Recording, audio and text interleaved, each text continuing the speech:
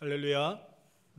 오늘도 거룩한 주일 이렇게 하나님 전에 나오셔서 하나님께 예배드리시는 우리의 은혜 가족들, 여러분의 삶 가운데 하나님께서 주시는 참된 평안함이, 기쁨이 가득한 그런 믿음의 삶 살아가시기를 주님의 이름으로 축복합니다. 우리 옆에 계신 분들과 함께 인사하겠습니다. 행복한 예은교회에 참 잘 오셨습니다. 하나님은 여러분을 사랑하십니다. 저도 여러분을 사랑합니다. 네, 감사합니다. 우리 신명기 1장 11절 말씀, 그리고 우리가 뽑은 올해의 말씀 함께 읽어보도록 하겠습니다. 너희 조상의 하나님 여호와께서 너희를 현재보다 1000배나 많게 하시며 너희에게 허락하신 것과 같이 너희에게 복 주시기를 원하노라. 아멘. 여러분께서 뽑으신 말씀 함께 읽어봅니다.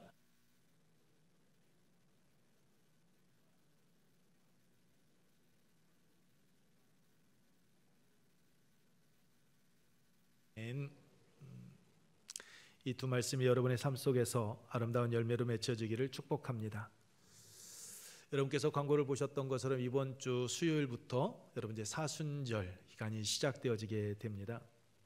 사순절은 부활절까지 주일을 제외한 40일 동안의 기간을 의미합니다. 사순절은 여러분께서 알고 계시는 것처럼 부활절이 해마다 날짜가 틀려요. 그래서 여러분 사순절 기간도 항상 다릅니다. 올해는 부활주일이 4월 20일입니다. 성탄절은 양력으로 하고, 그리고 우리가 이미 12월 25일 딱 정해져 있습니다. 그런데 부활주일은 여러분 그렇게 정해져 있지 않습니다. 부활주일은 또 음력을 이용을 하고 있고요.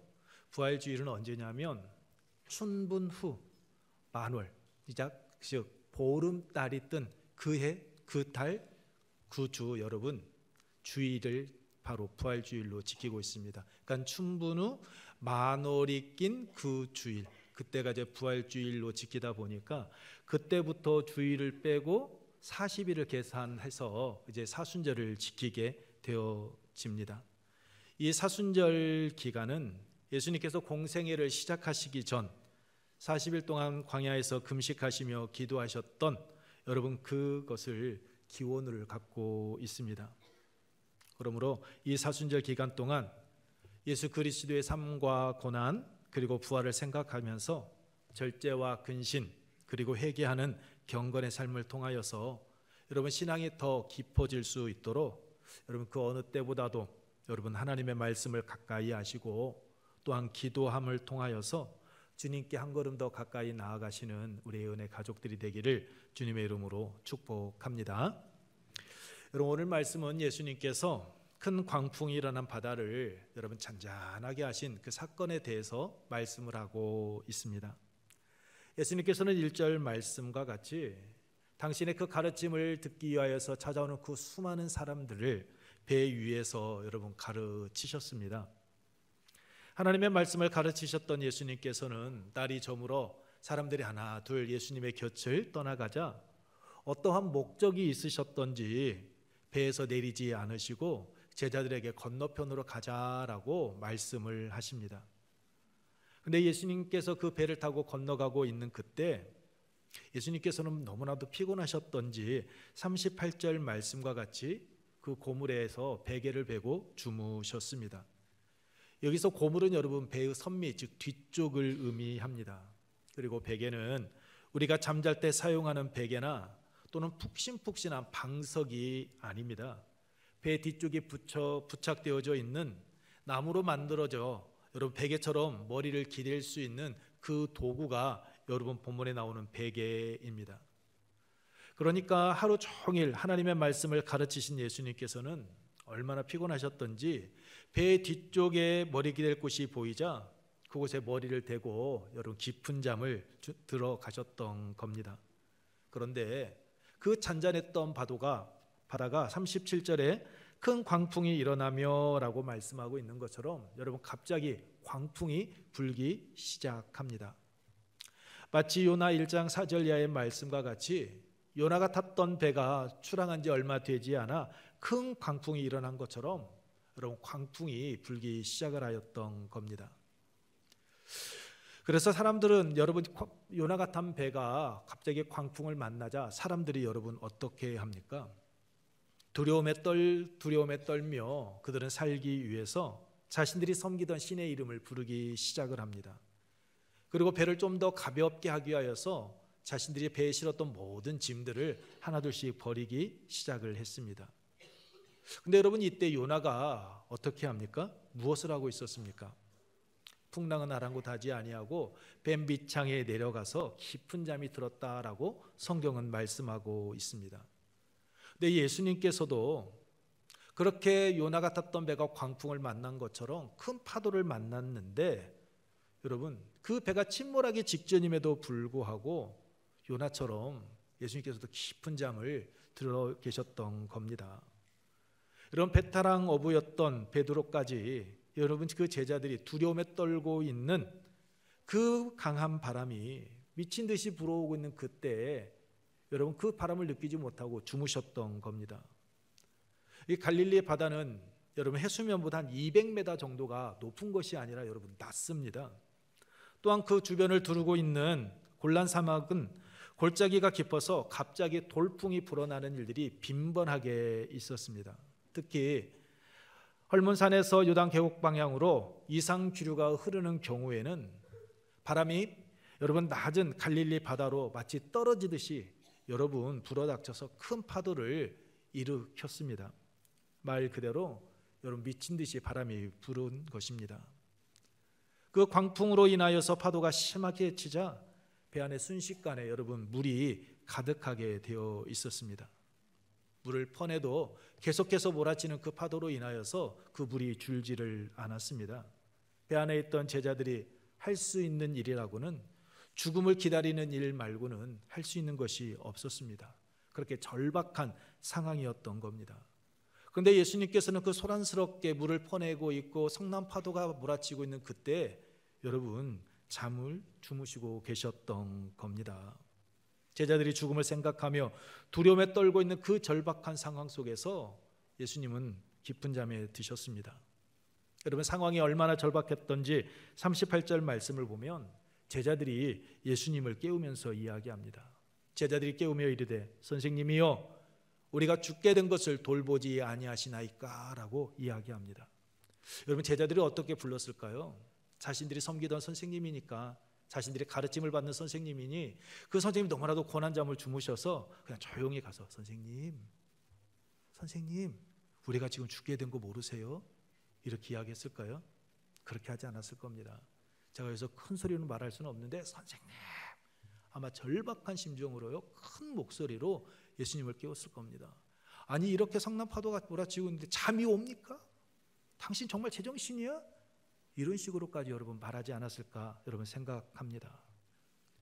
여러분 우리가 죽게 된 것을 이라라고 이야기하고 있는 것처럼 정말 다급한 목소리로 예수님과 함께 배 안에 있던 사람들은 다급하게 예수님을 깨웠을 겁니다.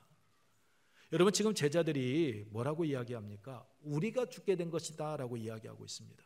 여러분 우리 지금 배 안에 있는 제자들을 의미합니까? 아니에요.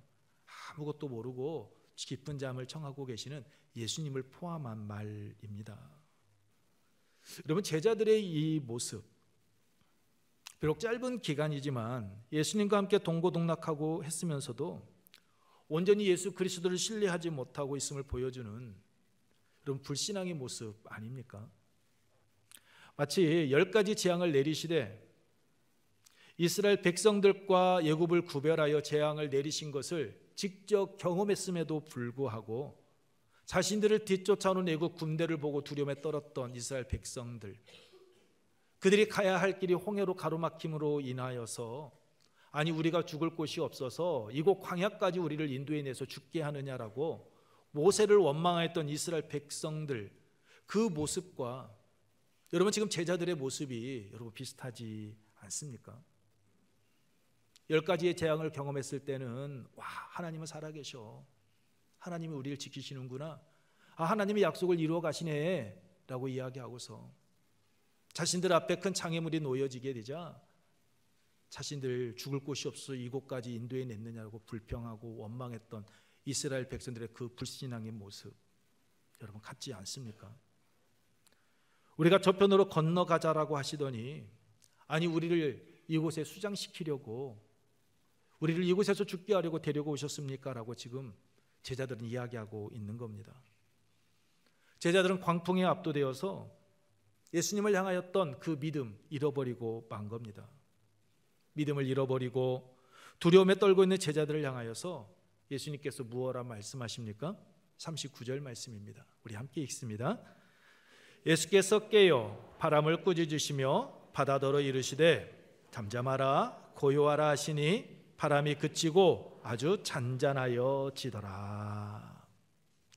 예수님께서 잠에서 깨 바람과 바다를 꾸짖으셨더니 순식간에 여러분 바람이 그치고 바다가 잔잔해졌습니다. 이 광경을 보고 난 후 제자들이 여러분 어떤 반응을 보입니까? 41절은 제가 읽어드립니다. 그들이 심히 두려워하여 서로 말하되 그가 누구이기에 바람과 바다도 순종하는가 하였더라. 여러분 제자들은 예수님께서 더러운 귀신을 쫓아내고 나병 환자와 중풍병자, 손마른 자 등 많은 병자를 고치신 것을 그들의 두 눈으로 직접 목격했습니다.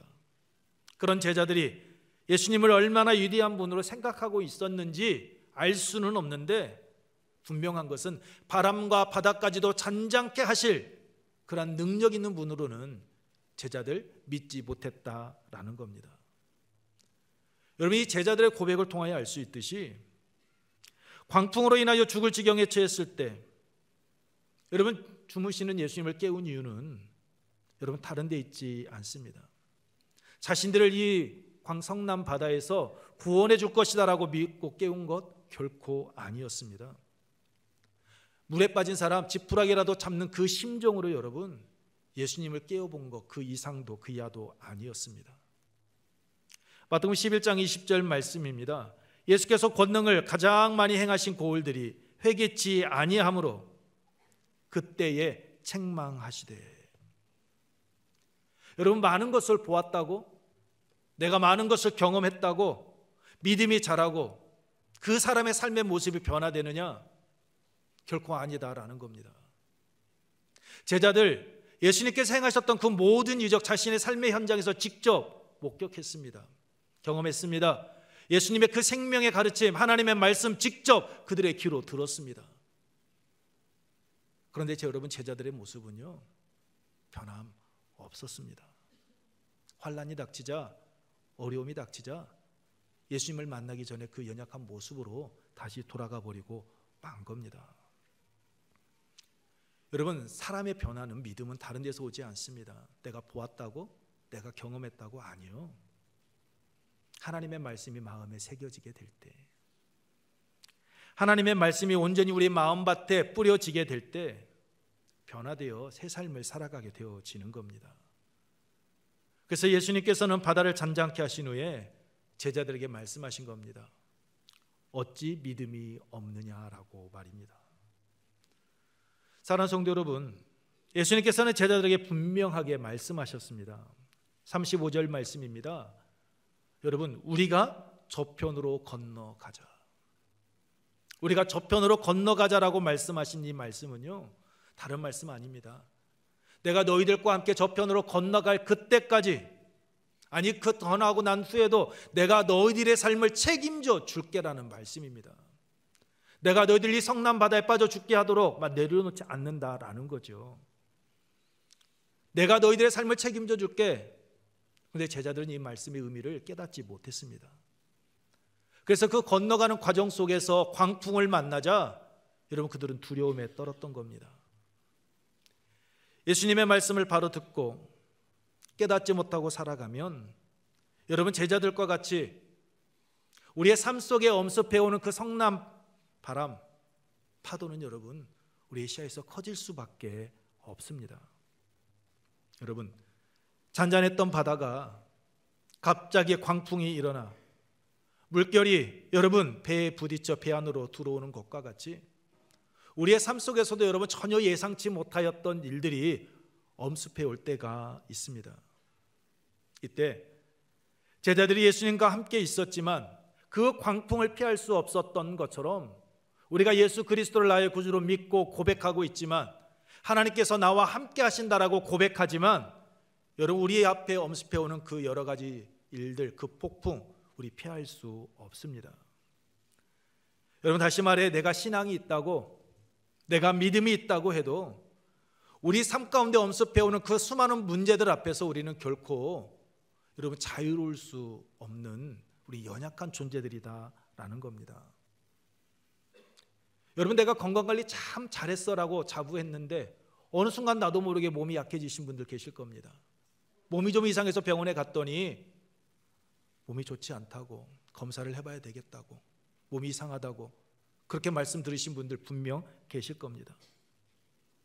내가 계획했던 모든 일들이 순조롭게 잘 풀려지는 것 같았는데, 하나님께서 나에게 사업장을 허락해 주셔서 그 사업이 날로 번창해 가는 것 같았는데 내 잘못이 아닙니다.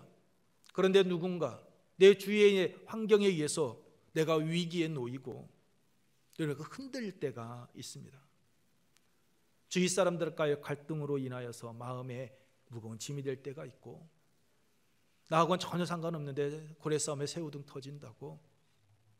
여러분, 인간관계, 주위 분들로 인하여서 마음에 무거운 짐을 져야 될 때가 우리 삶 가운데 종종 있지 않습니까? 위기에 몰리고 나의 삶이 흔들릴 때, 그때 여러분 종종 있잖아요. 여러분, 이때 우리가 어떻게 해야 할까요? 우리가 어떻게 이 모든 상황들을 극복해 나아갈 수 있습니까? 첫째, 여러분, 환경만 우리가 바라봐서는 안 됩니다. 우리 함께 읽겠습니다. 환경만 바라보면 안 됩니다. 이 말씀 여러분 다른 말씀 드리면, 내가 세상 끝날까지 너희와 항상 함께 하겠다라고 약속해 주셨던 그 주님을 우리가 바라보는 삶을 살아가야 한다라는 겁니다. 제자들이 두려움에 떨었던 이유가 무엇입니까? 37절로 38절 말씀과 같이 큰 광풍과 배에 물이 차 들어오는 것을 보았기 때문입니다. 여러분, 예수 그리스도를 나의 구주로 믿고 고백하는 자, 현실을 외면해야 된다는 것 아닙니다. 여러분, 두려움이 엄습해 오는데 여러분 왜 두렵지 않겠습니까? 왜 무섭지 않겠습니까? 내가 전혀 생각지 못했던 일이 갑자기 나에게 밀려오는데 왜 여러분 무겁지 않겠습니까? 왜 그 자리를 회피하고 싶지 않겠습니까? 그런데 여러분, 회피한다고, 그 자리를 떠난다고, 환경만 바라본다고 해서 모든 문제가 해결되어집니까? 결코 그렇지 않습니다. 마태복음 14장 22절 이하의 말씀을 보게 되면 베드로가 물 위를 걷는 이야기가 나옵니다.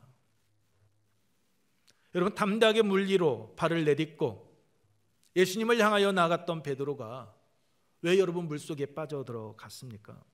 마태복음 14장 30절 말씀입니다. 바람을 보고 무서워 빠져가는지라 소리질러 이르되 주여 나를 구원하소서. 베드로 처음부터 배에서 발을 내디딘과 동시에 물에 빠져 들어갔느냐? 그렇지 않았습니다. 베드로의 시선이 바람, 즉 성남 바다를 보았기 때문입니다. 처음 예수님을 향하여 나아갈 때도 여러분 여전히 바람은 불고 있었습니다. 배가 파손될 정도로 강한 바람이 몰아쳤습니다. 그러나 그의 시선이 환경이 아닌 예수 그리스도를 바라보았을 때 그는 여러분 짧은 거리라 할지라도 물 위를 걸을 수가 있었습니다. 하지만 환경을 바라본과 동시에 그는 속절없이 물속에 빠져들어갔습니다. 여러분, 사무엘상 17장에 나오는 다윗과 골리앗의 싸움도 여러분 보십시오. 사울 왕과 이스라엘 군대가 블레셋 장수 골리앗을 보았을 때 어떻게 되었습니까? 그들은 두려움에 사로잡혀 있었습니다. 그 누구 하나 앞에 나아가 싸우려 하지 않았습니다. 하지만 다윗은 달랐습니다. 그는 45절 이하의 말씀과 같이 만군의 여호와 하나님, 그 하나님을 바라보았기 때문입니다. 그 앞에 골리앗이 있습니다. 블레셋 장수들이 있습니다.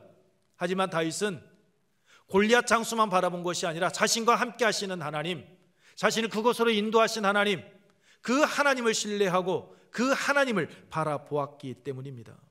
그러했기에 그는 담대하게 나아갔고 물맷돌로 여러분 그 골리앗과의 싸움에서 승리할 수 있었던 겁니다.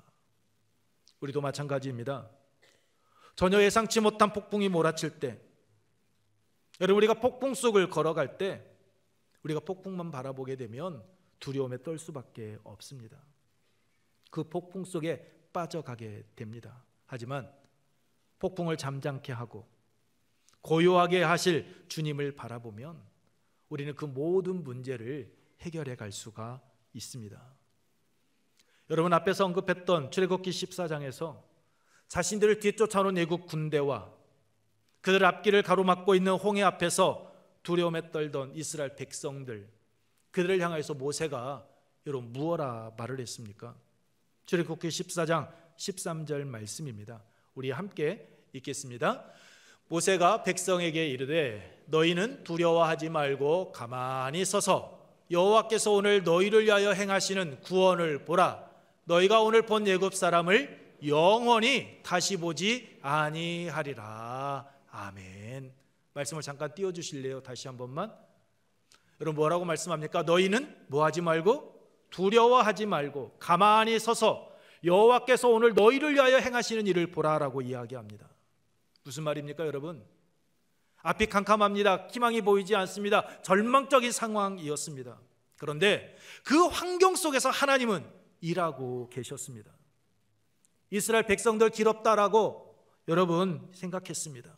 하지만 하나님께서는 홍해를 갈라 그 길을 통하여서 이스라엘 백성들을 구원해 주실 그 계획을 세워놓고 기다리고 계셨던 겁니다.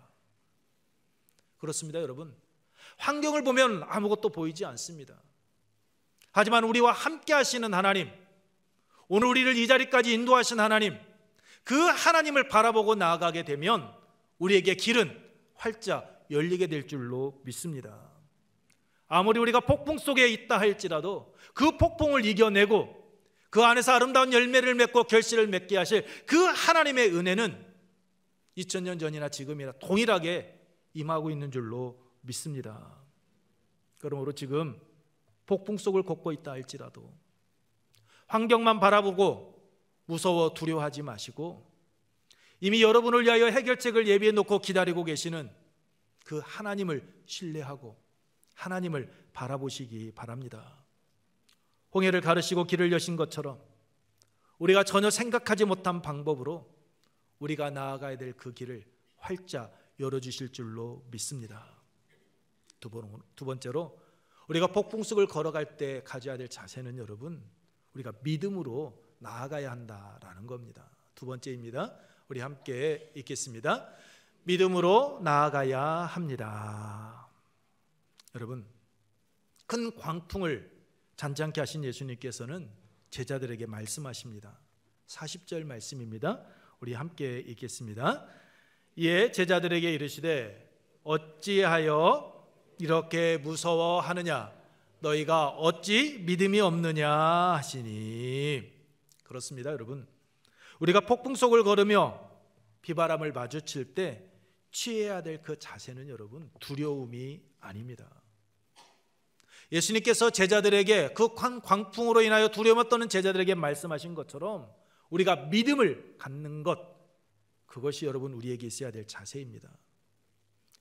희망의 불빛조차 보이지 않고 암흑이 짙게 깔려 있어도 빛 대신 주님께서 나와 함께하고 계심을 믿고 여러분 믿음으로 한 걸음 한 걸음 내딛고 나아가는 겁니다. 그때 우리는 폭풍 속에서도 평안함을 누릴 수 있는 겁니다. 큰 광풍이 있는 바다를 향하여 꾸짖으시며 잠잠하라 고요하라라고 명하시자 그대로 된 것처럼 예수님은 우리의 모든 문제를 해결하실 수 있는 능력의 주님이시기 때문입니다. 그렇기 때문에 믿음으로 주님을 찾는 사람은 폭풍 속을 걷고 있다 할지라도 우리 주님께서 주시는 그 평안함을 잃지 않고 그 안에서 단잠을 청할 수 있는 겁니다. 여러분, 설령 우리의 모습이 예수님께서 함께 계심에도 불구하고 큰 광풍으로 인하여 두려움에 떨던 제자들의 모습과 같이 믿음이 부족하여서 인생의 폭풍 앞에 당황하며 두려움에 떨어도 우리가 예수님을 찾고 그 앞에 나아가 도움을 구하며 예수님의 손에 우리의 모든 것들을 내어 맡기면 주님은 그 모든 문제를 해결하여 주십니다. 우리와 함께하고 계시는 주님은 우리의 아픔, 우리의 상처, 또한 우리의 필요를 다 알고 계시는 전능하신 분이시기 때문입니다.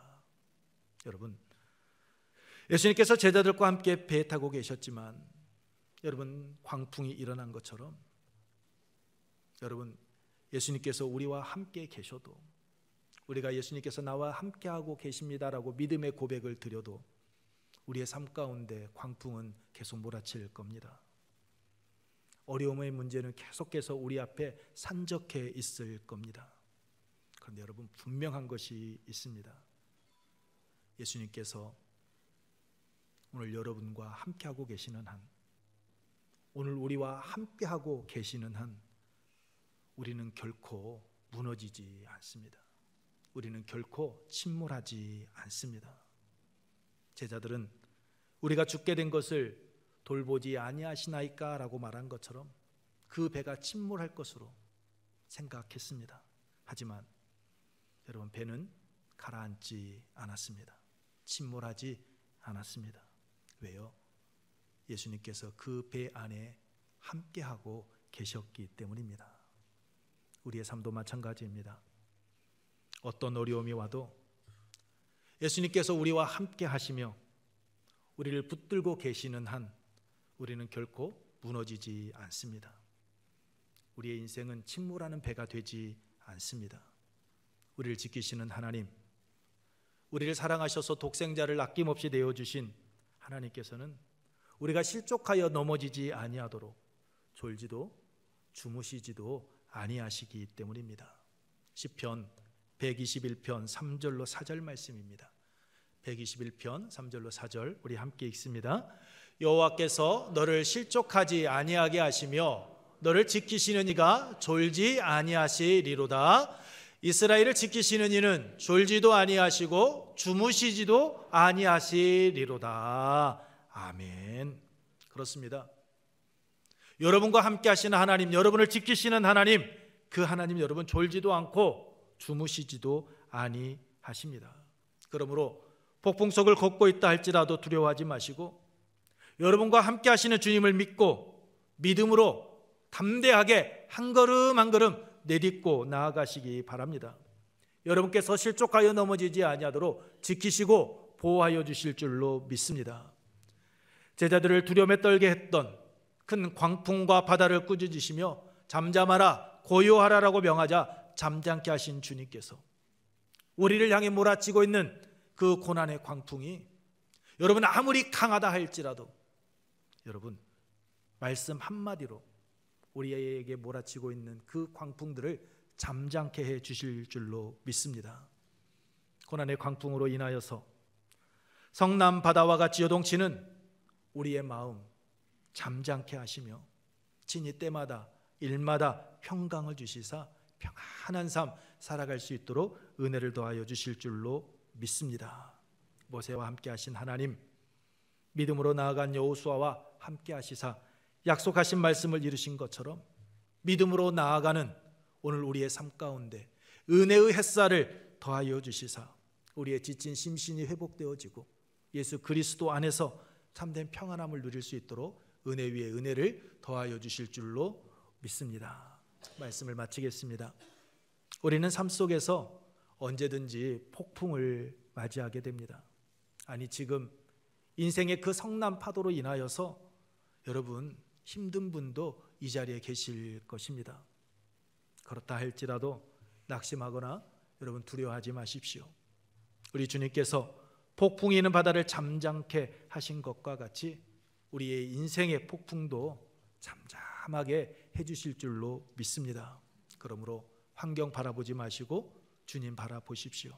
그리고 믿음을 갖고 믿음으로 한 걸음 한 걸음 나아가시기 바랍니다. 세상 끝날까지 우리와 항상 함께 하시겠다고 약속하신 주님께서 폭풍 속에서도 평안함을 누리며 승리의 삶을 살아갈 수 있도록 은혜 위에 은혜를 더하여 주실 줄로 믿습니다. 이 시간 우리 함께 찬양하며 기도하도록 하겠습니다. 기도할 때 우리의 삶 가운데 쉼없이 찾아오는 그 폭풍 속에서도 두려움을 이기고 평안할 수 있도록 환경이 아닌 주님을 바라보게 하시며 주님을 온전히 신뢰하며 믿음으로 나아가는 신앙인 되게 하옵소서라고 우리 함께 주품에 우리 함께 찬양 후에 기도하도록 하겠습니다.